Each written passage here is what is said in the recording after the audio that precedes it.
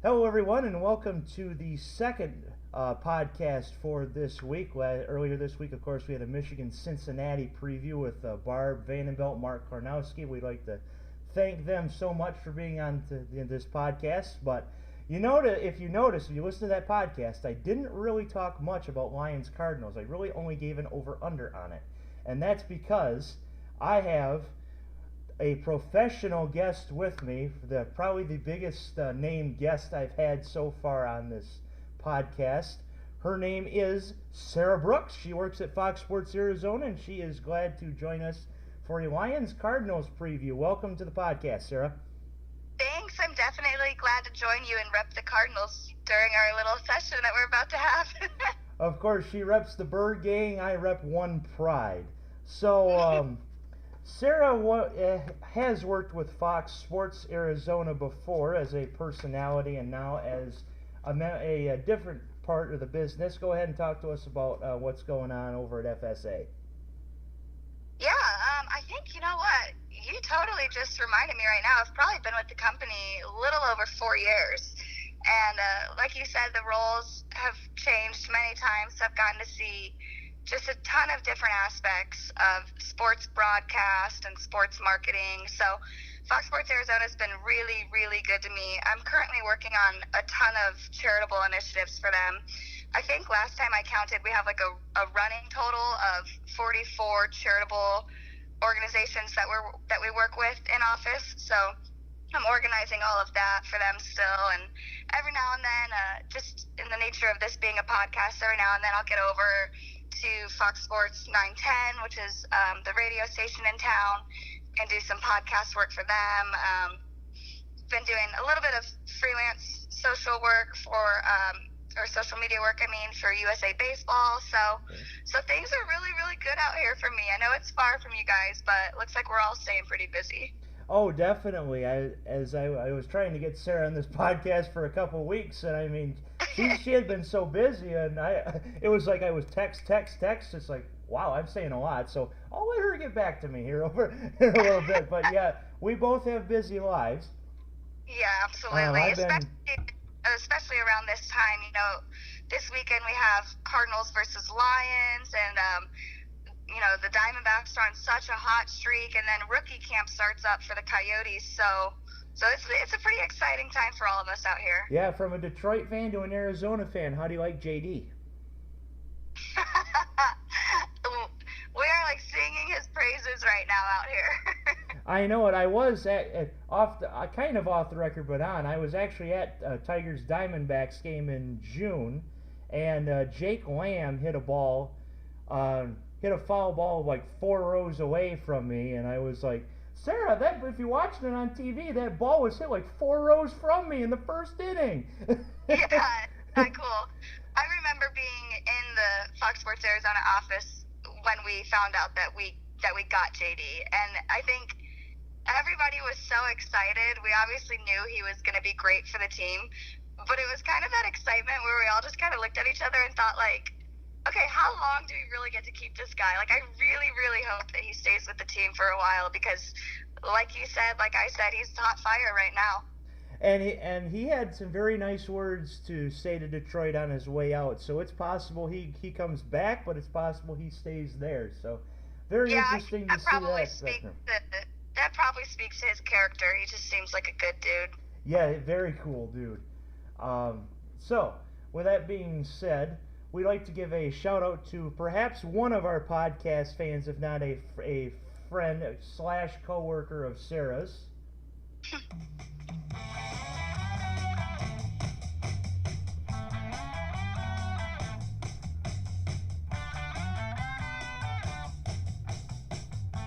Yes, that is the Beatles' birthday.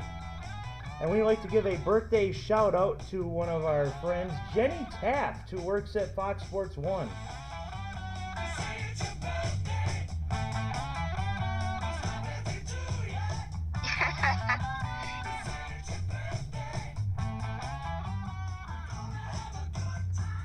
Oh yes, happy birthday to Jenny Taft. Sarah, of course, you have been around Jenny Taft probably more than I have before, so talk about your experiences with her just a little bit. I don't know anybody who doesn't love Jenny Taft. That being said, it's kind of funny. I can't really recall ever doing like events in person with her. Actually, my experience with getting to know her was kind of when they would pair us up with like Fox Sports Arizona versus Fox Sports North over when she was in Minnesota. So like we would always have Twitter wars with each other when the Twins were taking on the Diamondbacks, and which was rare, of course. Yeah. She'd be following the game at the same time that we'd be following the game, and we'd be bantering back and forth, and it was always in good fun. But at the same time, you're really, really hoping that your team wins because there's a bunch of smack talk going on, and I think she's big into ice skating, if I recall, and so she's a huge hockey fan out. Being from Minnesota, so when the Wild would take on the Coyotes, that was kind of where probably most of our Twitter wars ended up, was during those games. I did a few really, really cool events where I traveled to military bases. I got to go to a military base over Thanksgiving, and also during spring training, we went to a different military base, and unfortunately, I don't think she was on either of those, but my two coworkers in Arizona at the time, Miss Mallory and Danielle, I remember they had some and of really... course, big shout outs to them too. Hi, Mallory. Hi, Danielle. And hey, we girls. Continue. I remember they always had the best stories about her, about how like fun and kind she is. The one I'm thinking of in particular, though, is right before I got to the office, Mallory and Danielle went out to LA and they did a Fox Sports Girls fantasy draft. And I think they did it with, the fantasy guru, Ryan Fowler, and all the girls had their, they had their competitive edge, and they had their fun names and who they wanted on their teams. And I remember Jenny was a part of that. So, I've just always heard great stories about her, and I've, seen her work, and we work for the same company, and so every now and then we'll be in communication a little bit, but, she's out there doing her thing, and she's awesome. Oh, of course. I met her back in 2013 during that Road to Launch, Fox Sports 1, and you do remember that. She was one of the few that were on there, and I thought to myself after I met her that first time, and went, if there's only one of the girls that gets big time through this, it's gonna be her. So I posted her as my profile picture for about a good 2 years now, and I took her off only because I hadn't seen her a lot, and I felt that she was kind of doing her thing, and I needed to do something else. But I'm thinking of getting her back, and this is how I'm going to do it. If she's listening and she wants to do a podcast, perhaps for Michigan, Minnesota, or Lions, Vikings, she'll come back. So kind of give her that. And of course, the second time I saw her was when the USA Women won the World Cup, and they did a game in Detroit as part of their victory tour. It was supposed to be against Australia, but they pulled out because of a strike, so Haiti took over. And it literally felt like I was seeing she, at least from her perspective, it looked like she was seeing a long-lost friend in myself. Oh, yeah. I mean, she was like, hey, how you doing? She ran up the stairs, gave me a hug, and it was like, oh my God. It's like we're long-lost friends. I doubt that one bit. So I really hope to see her again soon. I know she's supposed to be doing like Michigan, Ohio State or something like that, but I've been looking at tickets and they are just expensive. So I don't know if that's going to happen. Already? Yeah. Hopefully we reunite again. But if she wants to record with me, then we gave you a big long shout out. We love you, Jenny. So happy birthday to her. With that being said, let's go to our Lions-Cardinals preview. Of course, she's representing the Bird Gang, Tyrann Mathieu, the Honey Badger, Patrick Peterson, and that Cardinals defense, which has not skipped a beat since Todd Bowles left. And Todd Bowles probably wants to come back, doesn't he? Yeah, those poor Jets. The J-E-T, or no, let's go back to the draft. Oh, The yeah. J-E-T-E Jets. Yes. The Jets are 1,000 to 1 odds to win the Super Bowl, which is the worst odds by any professional football team since the Super Bowl era. Todd Bowles, good luck. You genuinely best of luck. He's probably going to need it. Yeah. So the defense has not skipped a beat since Bowles has left. Has that been the perception down in the desert?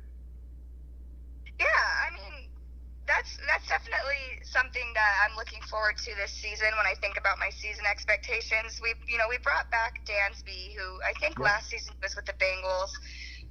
This will be his third time with the Cardinals now, so it's nice to have him back. And then Mathia, the two of them together, they'll probably step up and be like our veteran leaders. But we also spent a lot of our early draft picks on like some young defensive bucks.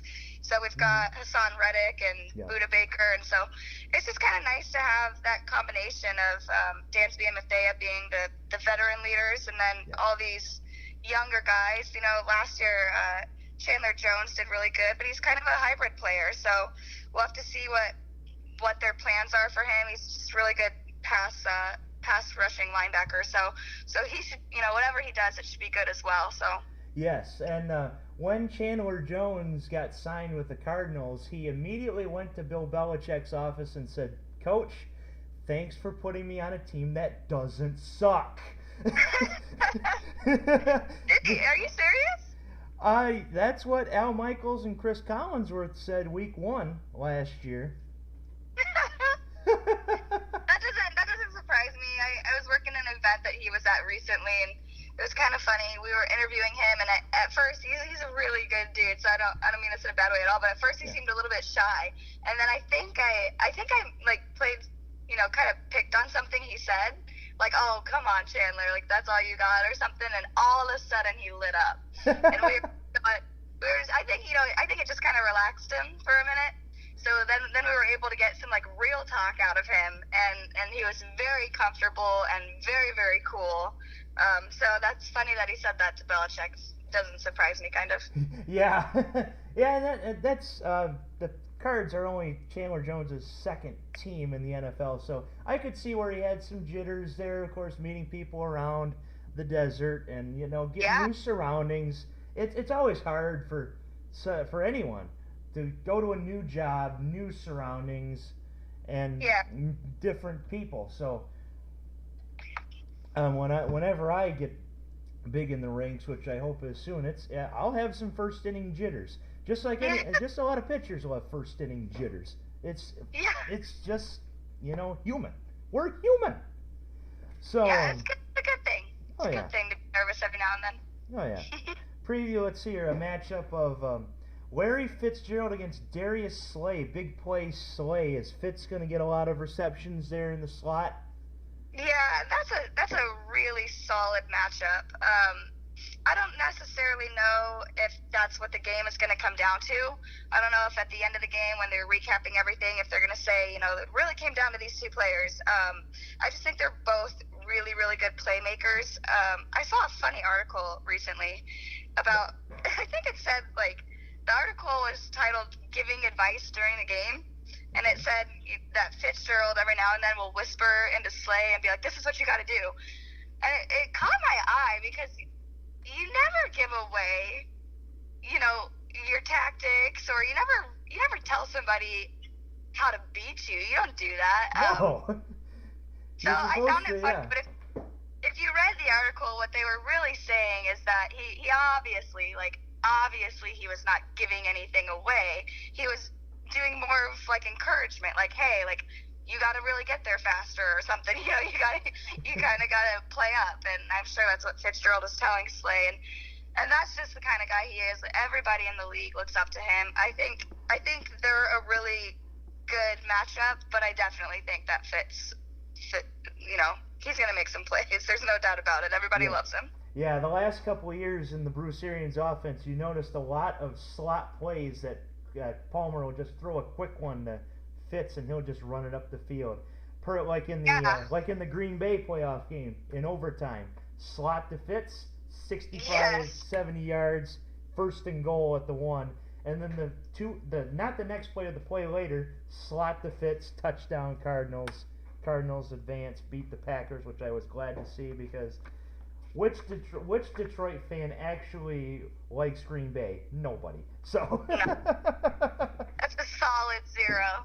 Yeah, but you're absolutely right. Like, everybody knows that he's playing in the slot. He's still wicked fast, but he's a little bit older, so he's slowing down a little bit. He's getting that slot position more and more. Which we had one of Arizona's old receivers last year in Anquan Bolden, but of course he was slowing down a bit, and he finally hung it up. I'm guessing that he's saying that it's humanitarian work, which I believe in is good, but something's telling me that the Sammy Watkins trade had something to do with Anquan Bolden deciding to hang it up. Oh yeah, you think? I think so, because the Bills were looking like some sort of an offense, and then they get rid of their best wide receiver despite being injury prone. It's like, what are you doing? So there's so much stuff that goes on. Like, you're probably right, but who knows? Exactly. A couple more matchups here to look forward to. Golden Tate and Marvin Jones against Patrick Peterson, Tyron. I call him Matthew because I liked LSU during the Les Miles days, but some people call him Matthew. But Tyron Matthew. Yeah. Well, I think the main thing for him is he had that second knee injury last season, and he put out a lot of statements saying that his recovery from that was easier than the first time around. So that's nice. But if I can just be honest, I'm always nervous as a fan when somebody has repeat injuries. Yes. I'm not trying to like tiptoe around being like honest, and I'm not trying to be too PC about what I say, but I think any fan can agree that that's just nerve-wracking as heck when somebody has 2 knee injuries. So I hope that he can play like the Honey Badger from 2 seasons ago, where he was just explosive.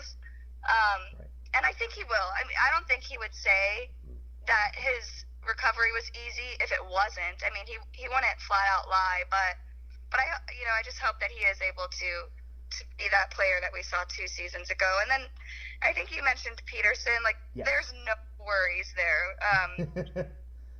Like, he's such a stud. I have no worries about Peterson. I think the main thing to consider between this matchup between Tate and Jones and Peterson and Matthew is Golden Tate can make big plays, the passes that Stafford had to Golden Tate are similar to Palmer to Fitz, as in if you throw it in the slot, that's almost right. like your running play, because Detroit's offensive line has been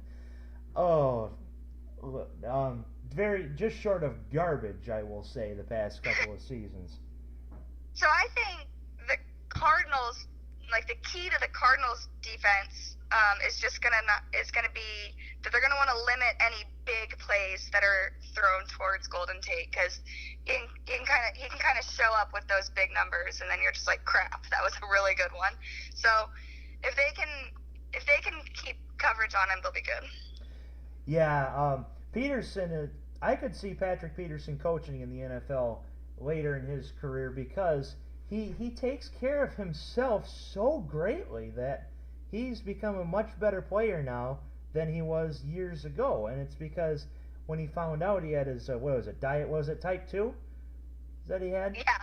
Which my dad has got type 2, and I need to watch myself too. But he went on a diet, lost weight, looked a lot better 2 years ago than last year. And so I could see Peterson doing stuff in the NFL after his career is over. So I don't doubt it.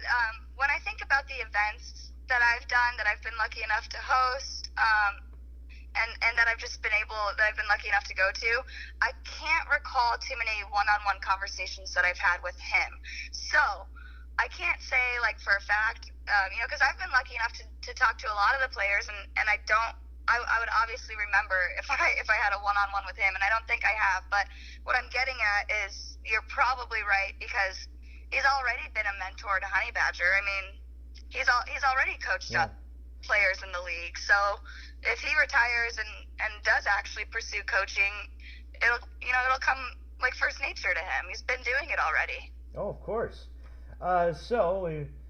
We're thinking that Arizona's defense will probably outlast Tate and Marvin Jones, but you never know. I did pick up Marvin Jones as a sleeper in DraftKings for this week because he was like 4,400. So I'm like, what have I got to lose there, despite him going against one of those two? So David Johnson, he has been quite a runner last year, and he has been up the top of the running back ranks in fantasy so far before the start of this season. So I put an over-under at 100 yards rushing. Where are we going with that? Over-under? Go ahead. Over. That doesn't surprise me, of course. Definitely. I think he might be the number one sought-after player for fantasy. Yeah, and I have a fantasy magazine that I looked at. He was number one in that one. He might have been number one in a couple others. But I took, one of my leagues, I took Antonio Brown number one. And one league I got screwed over by trades and didn't pick until like the third round. But oh, man. I know those guys in the Super League.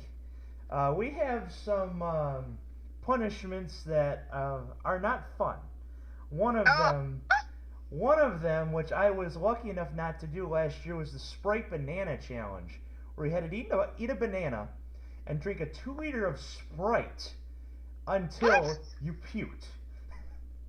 Is that like some kind of mixture where it's like there are certain things that don't go together and they will blow up in your stomach? Is that like one of the... Yes. Mine last year I was lucky to have the Saltine Challenge.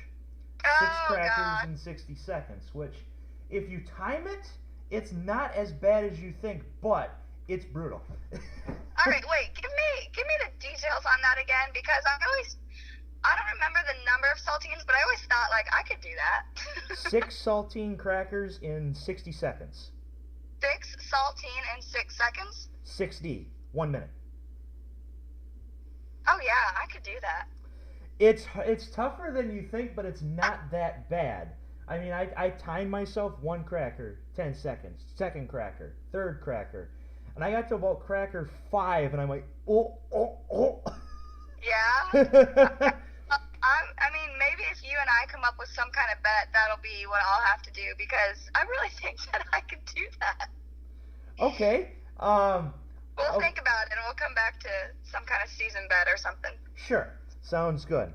So we went over on the David Johnson 100 yards, which I will have to admit, Detroit's defense in the run is porous. So I could see an over 100 yards. Detroit really worked more on the secondary in the offseason, adding Davis, Tabor, and others in the secondary more than the line.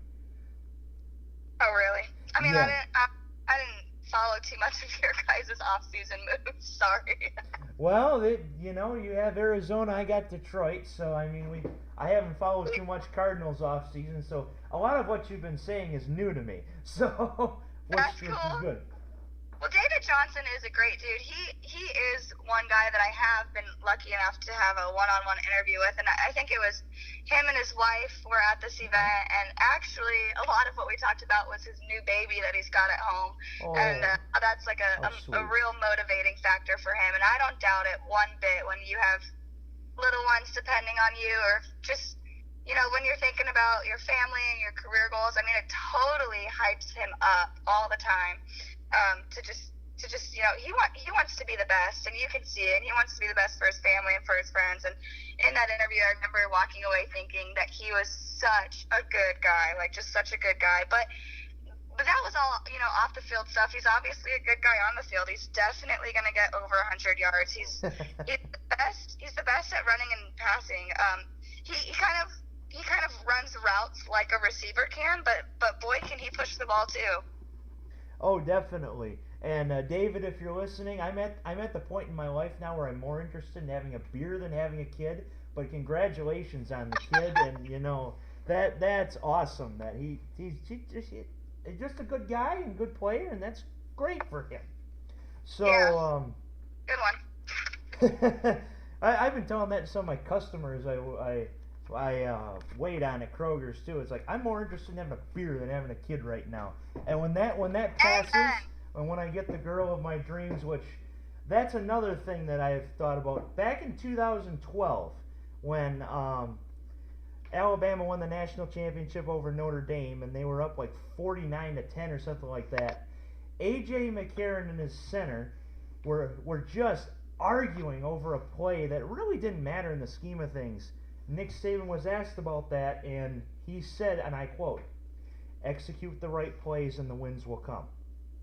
So in life, I think to myself, that's a really good quote. Be yourself, and the right person will come to you. That's how I think of that stuff. Now, I've remained single, and I still have been single my entire life, but you know what? I'm enjoying myself right now. Hey, there you go. There's no need to rush. We're all young. Exactly. I think I completely agree with you. I'd much rather have a couple of beers than one kid right now. And I think sometimes it's a little bit harder for people to hear that from a woman's mouth than a man's mouth, because I think they think that we all have this like maternal instinct, and I'm sure I do, but I'm having fun, and I'm not trying to add any more responsibilities to my plate right now. I've got a full plate as it is. Exactly. I'm in school going into broadcasting and professional writing, which, fun fact, I actually went to the same high school as John Paul Morosi did. Oh, sweet. I've met John a couple of times, and we actually call ourselves the Garber Sports Guys. I've actually said that to his mom, too, and Mrs. Morosi just cracked up and said, "That's cool."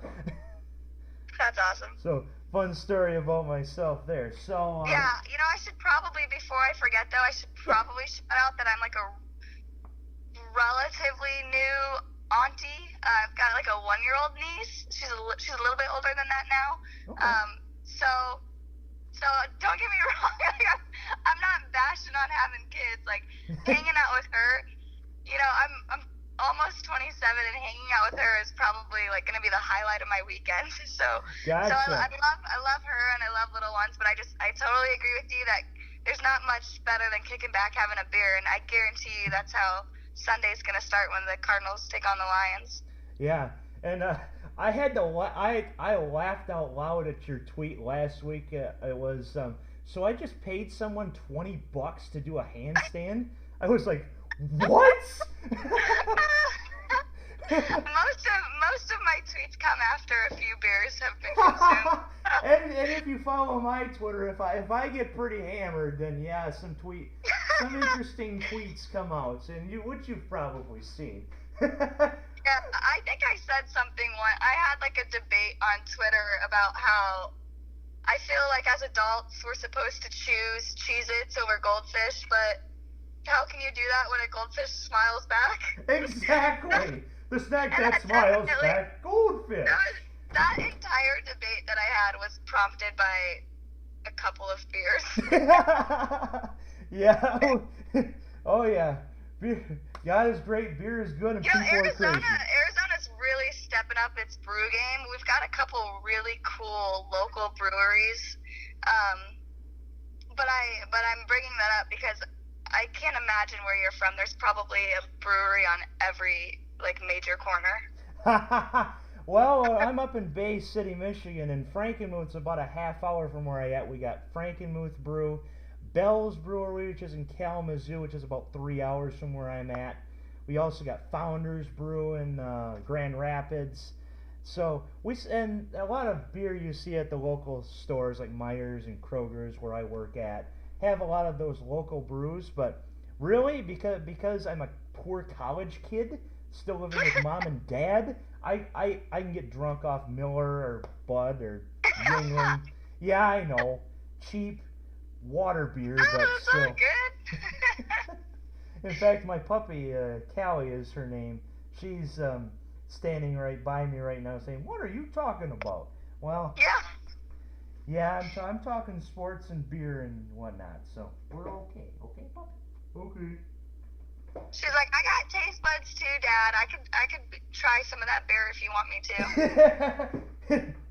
Which, if it weren't for alcohol being worse for dogs than chocolate, I perhaps might do that. But Oh, well, I'm really glad you educated me. I'm gonna stop giving my dog alcohol every night. Which I kid you not, I thought about giving my dog a sip, and then I looked up on the phone and I'm like, oh crap, that's worse than chocolate?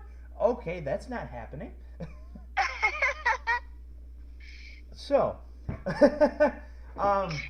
quickly before we actually move on to scores and whatnot, have you hung out with Angela Siosek?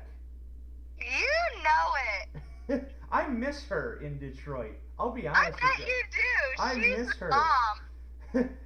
Literally like 2 weeks after the girls program abruptly ended, I saw her and Emily, and I was like, I wish you all the best, and I hope everything goes well, etc. So. Yeah, Angela and we've gotten together a few times for drinks. I imagine she's a riot. Yeah, when she first came into town, we went and got dinner. But I'm bringing all that up because I just recently talked to Emily too.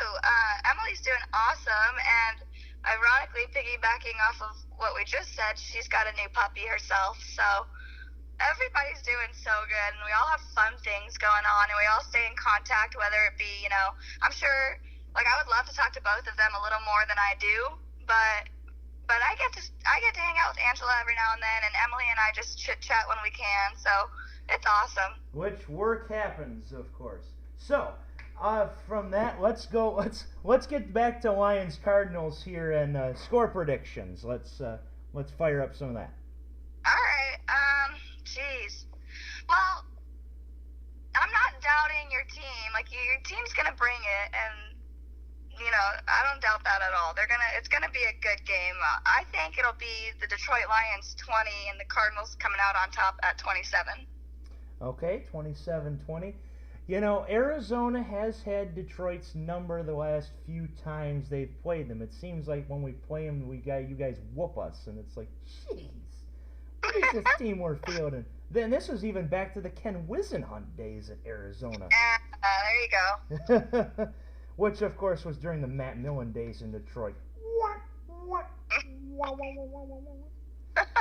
Yeah, those days are days to forget here in Michigan.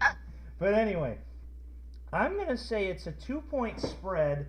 I'm going to say Detroit 27, Arizona 24. I'm going to say Prater hits a 40-yarder at the buzzer and wins it for Detroit. But we'll see. All right, well, if that's exactly how the game plays out, then that's when I'll eat 6 saltines. There we go. Because I don't think that's going to happen at all. I'm pretty sure the Cardinals are going to come out on top. And we'll see what happens. Because the game's in Detroit, I'm like, ooh, this is going to be closer than people think. But, of course, I could be dead wrong. So, yeah, I think something I'm really going to have like a hawkeye on this game is I just want to see better coverage of Carson Palmer. And last year he took a lot of hits. Yeah, he took a beating. He sure did. And I think that the loss of I hate that we both giggle. We're like, of course. What if we ever hung out? That would be something else. Yeah. The rest of the girls would be proud. It's crazy. Like, we're both like, yeah, remember how many hits he took? And then we're both giggling because we're like, damn, that's so true. Of course. And one hidden thing in this game will be that Arizona's without Darren Fells too, the blocking tight end. He's in Detroit now. Oh yeah. So that could be a contributor to Carson taking a beating, perhaps. So we got Sarah with 27-20 Arizona, myself with 27-24 Detroit. So I'll go. We're gonna go rapid fire with a few games this week that are close, like ranked versus ranked in college, and then NFL within 3 points, within a 2 or 3 point spread. So just quick rapid fire. Oklahoma, Ohio State. Oklahoma. I'm going Oklahoma too because Ohio State won last year in Norman. Auburn, Clemson. Ooh, geez. I'm gonna go Auburn on that one. It's in Death Valley. Kelly Nash is a hottie. I love Kelly Nash. Clemson. USC. That one was hard for me to rapid fire because I was thinking I have friends who went to Clemson, so I was trying to think about whether I wanted to answer strategically or if I wanted to not get my wrist slapped. Of course, and I do actually think that Clemson's a better team too. I just put in the Kelly Nash factor because Kelly Nash. Yeah, well, there you go. I mean, logic is logic, okay? Yeah, of course. Stick to it. And then the last one for college, USC, Stanford. Stanford. In Palo Altos, and Sam Darnold going on the road. And of course, last week with Western almost beating USC, I got to go Stanford. So yeah. NFL, we got 4 games actually within 2 points. Oakland, Tennessee. Oh Lord, Tennessee, I guess. At home, gee, I think I picked Oakland in my. I pick all the games on NFL.com. It used to be on Fox Sports, but somehow they ended it. So it's now on NFL.com. I think I picked Oakland in it, but I'm actually going to go Tennessee because at home, Mariota's team, I got to go Tennessee. Philly, Washington. Philly. On the road, I got to go NFC East teams that are at home. It's in D.C. I got to go Skins.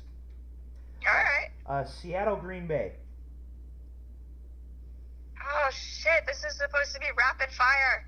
You know what? Probably Seattle.